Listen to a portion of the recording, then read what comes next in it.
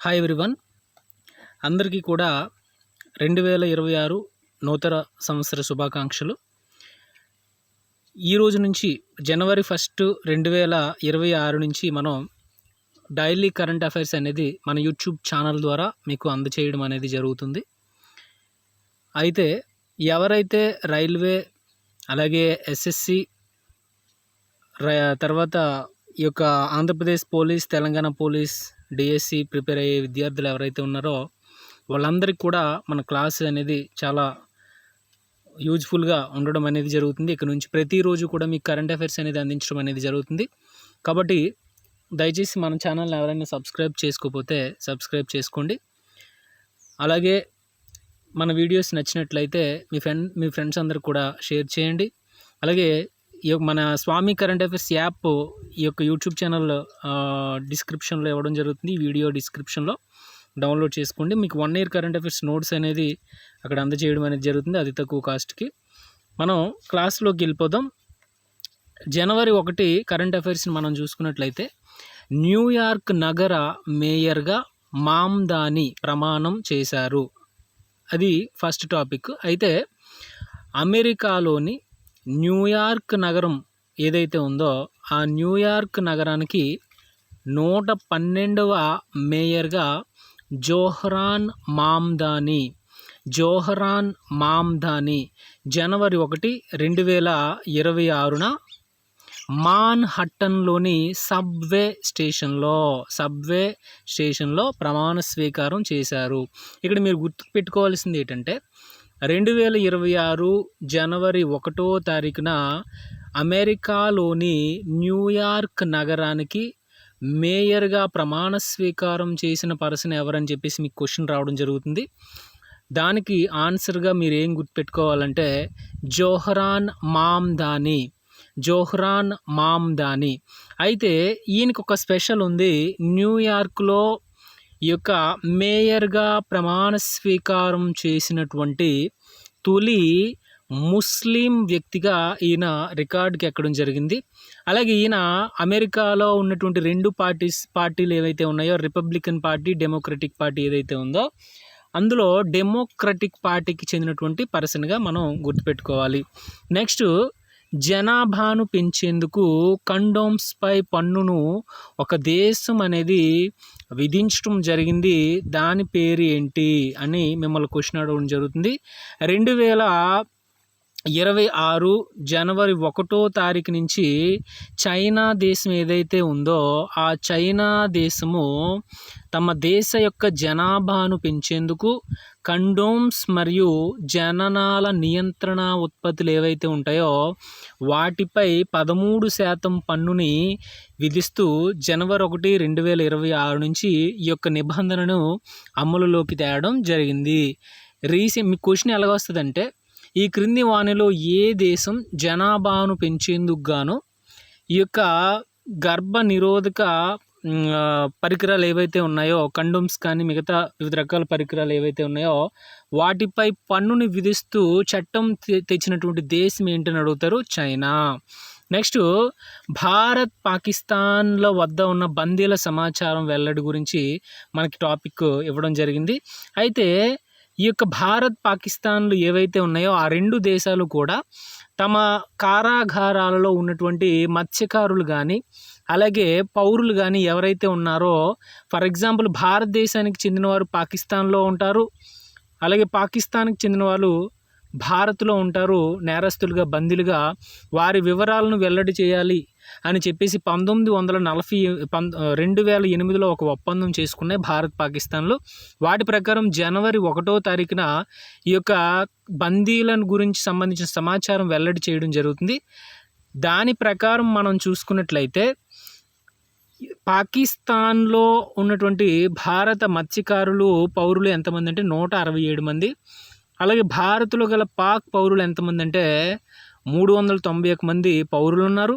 మత్స్యకారులు 33 మంది ఉండడం అనేది జరిగింది. కాబట్టి మీకు క్వశ్చన్ అనేది ఎలా ఇవ్వడం జరుగుతుందంటే 1వ తారీఖున ఈ యొక్క పాకిస్తాన్లో ఉన్న భారతీయ బందీలుగా ఉన్న వాళ్ళు 167 మంది, అలాగే భారత్లో ఉన్న పాక్ బందీలు 391 మందిగా, అలాగే మత్స్యకారులు 33 మందిగా మనం చెప్పుకోవడం అనేది జరిగింది. నెక్స్ట్ దుల్హస్తి జల విద్యుత్ ప్రాజెక్టు గురించి ఇవ్వడం జరిగింది. అయితే ఈ దుల్హస్తి జల విద్యుత్ ప్రాజెక్టు గురించి మనం చూసుకున్నట్లయితే కాశ్మీర్లో, మన భారతదేశంలోని కాశ్మీర్లో చీనాబ్ నదిపై ఈ దుల్హస్తి జల విద్యుత్ ప్రాజెక్టు నిర్మాణానికి భారత్ అనుమతి ఇవ్వడం అనేది జరిగింది. ఏ నదిపై దుల్హస్తి జల విద్యుత్ ప్రాజెక్టు నిర్మాణానికి భారత్ అనుమతి ఇచ్చింది అని అడుగుతారు. చినాబ్ నదిపై. అలాగే కాశ్మీర్లోని చినాబ్ నదిపై నిర్మిస్తున్న జల విద్యుత్ ప్రాజెక్టు ఏంటని అడుగుతారు. దుల్హస్తి. నెక్స్ట్ తొలి వందే భారత్ స్లీపర్ రైలు గురించి మనకి చెప్పుకోవడం జరుగుతుంది. అయితే ఈ స్లీపర్ రైలు అనేది ప్రయాణికులను సుదూర ప్రాంతాలకు చేర్చడం కోసం భారత ప్రభుత్వం అనేది వీటిని ప్రారంభించడం అనేది జరుగుతుంది. ఈ తొలి వందే భారత్ స్లీపర్ రైలు అనేది మొట్టమొదటిసారిగా ఏ ప్రాంతాల మధ్య ప్రయాణించబోతుంది అంటే కోల్కతా, పశ్చిమ బెంగాల్ రాజధాని అయిన కోల్కతా, అలాగే అస్సాంలోని గౌహటి మధ్య ఈ తొలి వందే భారత్ స్లీపర్ రైలు అనేది ప్రారంభించడం అనేది జరుగుతుంది. ఎప్పుడు అంటే ఈ యొక్క జనవరి 18 లేదా 19 తేదీల్లో నరేంద్ర మోదీ గారు దాటిని ప్రారంభించే ఉద్దేశం అనేది ఉంది. నెక్స్ట్ వందే భారత్ రైలుని గంటకి 180 కిలోమీటర్ల వేగంతో వెళ్ళేలాగా తయారు చేశారు. కానీ ప్రస్తుతం 120 నుంచి 130 కిలోమీటర్లు మాత్రమే వేగంతో ఈ యొక్క వందే భారత్ రైలు అనేది నడుస్తుంది. అయితే ప్రస్తుత కేంద్ర రైల్వే శాఖ మంత్రి ఎవరనేది మిమ్మల్ని క్వశ్చన్ అడగడం జరుగుతుంది. ప్రస్తుత కేంద్ర రైల్వే శాఖ మంత్రి ఎవరంటే Ashwini Vaishnav. Next GST వసూళ్లలో Andhra Pradesh record అనేది ఒక టాపిక్ గురించి మీకు చెప్పడం జరుగుతుంది. 2025 డిసెంబర్ నెలలో ఆంధ్రప్రదేశ్ అనేది అత్యధిక జిఎస్టీ నికర వసూళ్లను సాధించింది. అంటే ఇక్కడ మీరు గుర్తుపెట్టుకోవాల్సింది ఏంటంటే జిఎస్టీ వసూళ్లలో ఆంధ్రప్రదేశ్ అనేది డిసెంబర్ నెల 2025 డిసెంబర్ నెలలో ఒక అత్యధిక వసూలు సాధించి రికార్డు సృష్టించింది. జిఎస్టీ 2017 జూలై 1న జిఎస్టీ ప్రారంభమైన తర్వాత 2025 డిసెంబర్ నెలలో 2652 కోట్లు నికర వసూళ్లతో ఆంధ్రప్రదేశ్ అనేది రికార్డు సాధించింది. దక్షిణాది రాష్ట్రాల్లో జిఎస్టీ వృద్ధిలో ఆంధ్రప్రదేశ్ అనేది 2వ స్థానంలో నిలవడం అనేది జరిగింది. అయితే ఈ యొక్క దక్షిణాది రాష్ట్రాల్లో జిఎస్టీ వృద్ధిలో అంటే ఫర్ ఎగ్జాంపుల్ గత నెలతో పోలిస్తే ప్రస్తుత నెలకి ఎంత పెరిగింది, ఈ విధంగా చూసుకున్నట్లయితే జిఎస్టీ వసూళ్లలో వృద్ధిలో ఆంధ్రప్రదేశ్ అనేది 2వ స్థానంలో నిలిచింది. మొత్తం మీద ఆంధ్రప్రదేశ్ యొక్క జిఎస్టీ వృద్ధి ఎంతంటే 5.78% వృద్ధితో దక్షిణాది రాష్ట్రాల్లో 2వ స్థానం. తొలి స్థానము తమిళనాడు నిలిచింది 7.85%, 3వ స్థానం కర్ణాటక 5.12%. అయితే జిఎస్టీ వృద్ధిలో జాతీయ సగటు ఎంత అంటే 5.61%. అయితే ఈ 5 అంటే జాతీయ సగటు కన్నా కూడా ఆంధ్రప్రదేశ్తే జిఎస్టీ వృద్ధి ఎక్కువగా నమోదవడం అనేది జరిగింది. నెక్స్ట్ కృష్ణపట్నం థర్మల్ విద్యుత్ కేంద్రానికి విదేశీ బొగ్గు అనే టాపిక్ గురించి మనం చూసుకున్నట్లయితే కృష్ణపట్నం థర్మల్ విద్యుత్ కేంద్రానికి ఇండోనేషియా నుంచి 5 లక్షల టన్నుల బొగ్గు సరఫరాకి జెన్కో అనే సంస్థ అదానీ సంస్థకు లెటర్ ఆఫ్ అగ్రిమెంట్ జారీ చేయడం అనేది జరిగింది. క్వశ్చన్ మిమ్మల్ని ఎలాగడుగుతారంటే కృష్ణపట్నం థర్మల్ విద్యుత్ కేంద్రానికి ఏ దేశం నుంచి విదేశీ బొగ్గు దిగుమతి చేయడం అనేది జరుగుతుందని అడుగుతారు. ఇండోనేషియా. ఏ సంస్థ ద్వారా అంటే అదానీ గ్రూప్ ద్వారా. నెక్స్ట్ విజయవాడలో 36వ పుస్తక మహోత్సవం గురించి మనం చూసుకున్నట్లయితే విజయవాడలో జనవరి 2 నుంచి 12 వరకు 2026లో 36వ పుస్తక దినోత్సవం అనేది జరగబోతుంది. అయితే ప్రారంభించనున్న వారు పమిడి గంటం శ్రీ నరసింహ. ఈయన సుప్రీంకోర్టు ప్రస్తుత న్యాయమూర్తి. అయితే ఆ విజయవాడలో పుస్తక మహోత్సవం దగ్గర ఉన్నటువంటి వివిధ వేదికలకు గొప్ప గొప్ప వారి పేర్లు పెట్టారు. అందులో ఆ సభా ప్రాంగణానికి వడ్లమూడి విమలాదేవి పేరు, సాహిత్య వేదికకు బివి పట్టాభిరామ్ రచయిత పేరు, అలాగే ప్రతిభా వేదికకు జయంతి నార్లికర్ భౌతిక శాస్త్ర అయినటువంటి జయంతి నార్లికర్ పేర్లు సూచించడం అనేది జరిగింది. ఈ విధంగా 36వ యొక్క పుస్తక ప్రదర్శన ఎక్కడ జరగబోతుందంటే విజయవాడలో జరగబోతుంది. అయితే ఎన్నోది అంటే 36వది ప్రారంభించనున్న వారు ఎవరు అన్నీ కూడా మీకు చెప్పడం అనేది జరిగింది. నెక్స్ట్ 2025 ఈ ఇయర్ మొత్తానికి కూడా భారత వాతావరణ విభాగం వివిధ అంశాలని వెల్లడి చేయడం జరిగింది. వాటి ప్రకారంగా చూస్తే 2025లో సగటు ఉష్ణోగ్రత ఎంత పెరిగిందంటే 0.28 డిగ్రీలు పెరుగుదల నమోదైంది 2025లో. అయితే భారత వాతావరణ విభాగం నివేదిక ప్రకారం 2025 ఏడాదిలో దేశంలో వార్షిక సగటు ఉష్ణోగ్రత అనేది దీర్ఘకాలిక సగటు కంటే కూడా 0.28 డిగ్రీలు అధికంగా నమోదైంది. ఎంత అధికం అంటే 0.28 డిగ్రీలు. అలాగే 2025లో వార్షిక సగటు వర్షపాతం దీర్ఘకాలిక సగటు వర్షపాతం కంటే 110% ఎక్కువగా నమోదైనట్లు వెల్లడైంది. అలాగే 1901 నుంచి చూస్తే 2025 సంవత్సరం అనేది అత్యధిక వేడి ఉన్న 8వ సంవత్సరంగా రికార్డుకి ఎక్కింది. అలాగే 2025లో దేశంలో వివిధ ప్రాంతాల్లో ప్రకృతి విపత్తులు ఏవైతే తుఫాన్ కానీ, సునామీ కానీ, భూకంపాలు కానీ అలాంటి ప్రకృతి విపత్తుల వల్ల 2025 మొత్తం ఇయర్లో భారతదేశంలో 2760 మంది మరణించినట్లు ఈ భారత వాతావరణ విభాగం వెల్లడి చేసింది.